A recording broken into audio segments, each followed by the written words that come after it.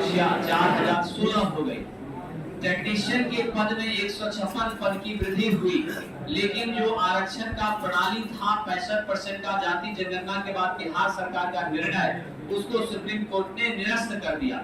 आपकी परीक्षा और पूरी वैकेंसी में जो विलंब हुआ था, एक तो शुरुआती विलंब फॉर्म भरवाने में चुनाव के कारण हुआ, दूसरा विलंब आपके आरक्षण के कारण हुआ। अब वो आरक्षण वाला विलंब आपका समाप्त हो गया, उसका समापन हो गया विद्यार्थी जी। कुछ सीटें बढ़ी और पर आरक्षण की नई यानी पुरानी पद्धति के कारण सीट के रोस्टर में क्या हो गया, चेंजिंग हो गई, जिसके कारण कुछ कैटेगरी की सीटें बढ़ी और कुछ की घटी।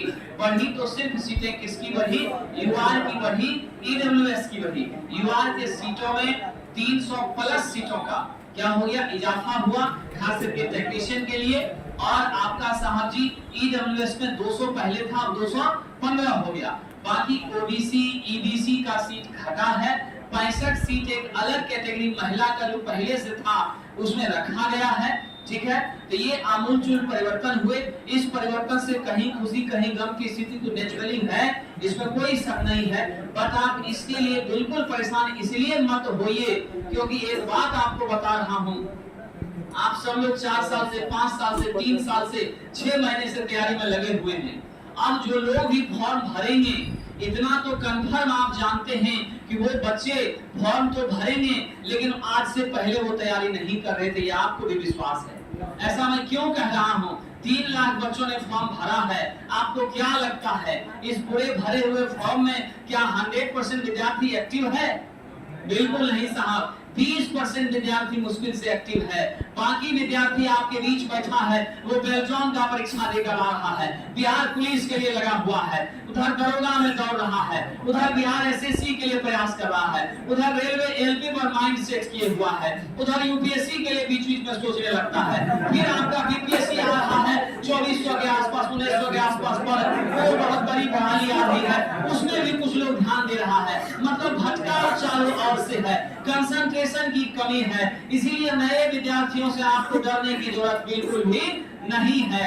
इसका कारण भी बता रहा हूं क्यों नहीं है, क्योंकि एक लाइन आप देखे होंगे, लिखा हुआ है साहब, अर्थ को समझिए। लिखा हुआ है कि विस्तृत विवरण पुराना जो नियमावली छपा है उसी के आधार पर डिटेल निर्देश आप प्राप्त करके अपनी योग्यता अर्हता को समझ बूझ करके जांच परख करके अब तक आवेदन करिए। मतलब मार्च में जो हमारी नोटिस आई थी जिसमें 2000 पद था, जिसमें सारी बातें बताई गई थी, वही सारा नियम, वही सारा रेगुलेशन, वही सारी बातें हैं। यानी फीस भी 1500 ही लगना है, समझ गए। ओबीसी और यूआर को, एससी एसटी को 375 लगना है, सारा चीज सेम वही है।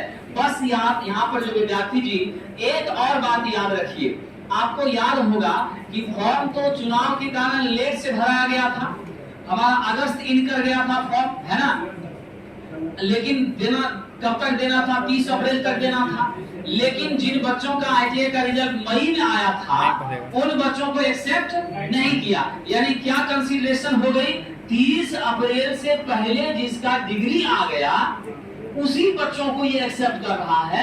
यानी ये लॉजिक यहाँ पर छिप गया कि जो बच्चे अभी 17 सितंबर को रिजल्ट हाथ में लिए हैं वो योग्य नहीं है फॉर्म भर पाने में, उनके लिए फिर यहाँ पर टेंशन पैदा हो गया। यानी आपका जो संघर्ष है वो आपके या आपसे सीनियर मित्रों के साथ है, आपके बराबर वाले या आपके सीनियर के साथ है। तो आपके बराबर और आपके सीनियर के साथ तो आप युद्ध के मैदान में कूदे हुए ही हैं। अब बाकी जो घोड़े आएंगे उन घोड़ों के साथ भी आप ताकत रखते हैं, है ना। अब ऐसा नहीं कि उसमें कोई खरगोश निकल जाए, आप कछुआ हो जाएगा तो बाजी मार लेगा, नेचुरल सी बात है। तो सीटों के घटने का दुख मत मनाइए। जो देश है वो संविधान से चलता है, नियमों से चलता है और हम लोगों को उसी का पालन करना है। इसीलिए फ्रस्ट्रेट ना होते हुए, परेशान ना होते हुए, आप लोग तैयारी कर चुके हैं। आपके पास अब 1-1.25 महीने का टाइम, इसलिए मैं कह रहा हूं क्योंकि आप सब जानते हैं बेल्ट्रॉन जैसी छोटी परीक्षा किसने करवाई साहब, धांधली हुआ क्या, 0% के बराबर है कि नहीं है। आपको लगता है कि चुनाव के मुंह में अपना, चुनाव के आग में अपना सर डालने के बाद ये सरकार या कोई भी सरकार चाहेगी कि हम ऐसी एजेंसी को दे दें जहां मामला सेट हो जाए? उसके बाद की बदनामी झेलने का जो दर्द होगा उसको कितने साल सत्ता से दूर रखेगा, ये आपकी ताकत को जान रहा। इसलिए 99% आप इस बात से भरोसा रखिए कि धांधली की संभावना बहुत माइनर है, नेग्लिजिबल है। और 14 तारीख के बाद आप लोग भी हमसे ज्यादा रिसर्च करते हैं, टीसीएस का स्लॉट खाली हो रहा नवंबर।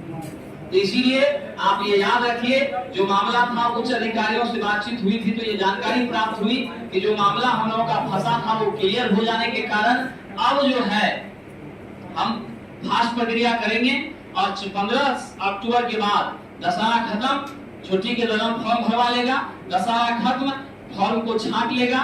जिन बच्चों का जाति बदलना है उसके लिए भी जल्द ही सूचना आएगी और वो भी काम हो जाएगा, ठीक है। और उसके बाद मैक्सिमम आप रख लीजिए 10 नवंबर ऑनवर्ड आपको नोटिस, एडमिट कार्ड वगैरह की सूचना जनरली मिल जाएगी। 15 के बाद आपकी परीक्षा डेफिनेटली मानकर चलिए कि आरंभ हो सकती है। यानी इस 1.5 महीने, 1.25 महीने या मैक्सिमम 2 महीना अगर आपको मिल रहा है, ठीक है, तो उस दौरान जिन बच्चों की तैयारी पूरी है वो लोग क्वेश्चन प्रैक्टिस करिए, रिवीजन करिए, फार्मूला को कमांड करिए, वन लाइनर को कमांड करिए, कंप्यूटर को जो है सो आप कंट्रोल में लाइए। रीजनिंग आप लोगों का बेस्ट है, ये मुझे मालूम है, उसमें आप 10 में 10 ले आते हैं। जो कमजोर पोर्शन है antonym, synonym, one word substitution, इसको आप घोल करके पी लीजिए। विलोम है ना, पर्यायवाची शब्द, इस सब का कलेक्शन को कमांड करिए। हिंदी में 7-8 नंबर लाइए। कटअप पर निश्चित इफेक्ट पड़ेगा, ये जान लीजिए, समझ गए।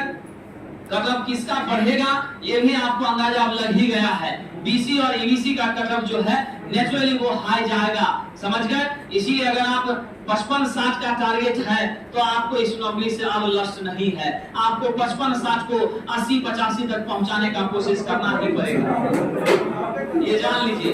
हाँ, पुराने पॉलिसी में आए हैं तो वैज्ञानिक साहब पुराने में जब आए हैं तो ओबीसी का जो धुरंधर योद्धा है वो वहां तक पहुंच जाएगा तो जनरल कैटेगरी में वो घुस जाएगा, इसकी संभावना बढ़ रही है, समझ गए। कोई दिक्कत अब नहीं होगा, नए वाले में ऐसा नहीं हो सकता था लेकिन वो घुस जाएगा। बीसी महिला में बॉयज भी एंट्री मार सकता है यदि वहां पर कटअप उस रेंज का नहीं आया तो, क्योंकि पुराने पॉलिसी में ऐसा होता आया। कई जगह पर जूनियर इंजीनियर की बहाली थी, वहां बीसी महिला कैंडिडेट नहीं मिली तो वहां बीसी पुरुष को वुमेन्स कैटेगरी के अंदर डाल करके आगे बढ़ा दिया गया। तो जब सिस्टम बदलता है तो चीजों में बदलाव आती है, तो आपको डरना तो नहीं है, सतर्क जरूर हो जाना है, एक्टिव हो जाना है, अपनी मेहनत को और थोड़ा बढ़ा देना है, ठीक है। ये मन से निकाल देना है कि अब कुछ गड़बड़ी होने का चांस शायद ना के बराबर है, ठीक है। अगर यह दोबारा फॉर्म नहीं भराता तो शायद हो सकता था वैकेंसी में फिर परेशानी आती, क्योंकि यूआर का सीट तो बहुत बढ़ गया, 500 से 800 प्लस है कि नहीं है। तो आप लगभग समझ लीजिए 350 प्लस सीट बढ़ गया, तो यूआर वाले बच्चे में तो नाराजगी है कि भाई हम नहीं भरे थे, सीट कम था इसलिए नहीं भरे थे, अब मेरा बढ़ गया सीट तो हमको मौका मिले, फिर कोई पीआईएल डाल देता तो फिर मामला अटकता। तो इस सब बातों को देखते हुए सामान्य प्रशासन विभाग का ये निर्णय हुआ जिसको बीएसपीएसएल को मानना पड़ा और तब जाके ये चीजें बनी, ठीक है। तो आप लोग लगे रहिए, मेहनत करते रहिए। और कुछ ऑफलाइन के छात्र जो हैं वो बम मारने वाले थे कि ऑफलाइन के टेस्ट का डिस्कशन पीछे हो गया है, तो मैं उसे आग्रह करता हूं कि बम मत मारिए, ठीक है। आपको कल से लगातार जो है 2 तारीख तक में जितना भी पेंडिंग डिस्कशन है उसको डे आवर में करा दिया जाएगा। उसका टाइमिंग भी आपको रात होते होते चला जाएगा। अमूमन वो 12 से 2 के बीच या 11 से 1 के बीच का टाइम रहेगा। आपका 0 का 0 बैलेंस कर दिया जाएगा, समझिए कि नहीं। इसलिए आप लोग टेंशन फ्री हो जाइए, बम को बचा के रखिए, परीक्षा में मारिएगा बटन दबाने के दौरान और नौकरी लेकर के आइएगा। आइए आज का प्रश्न देखते हैं।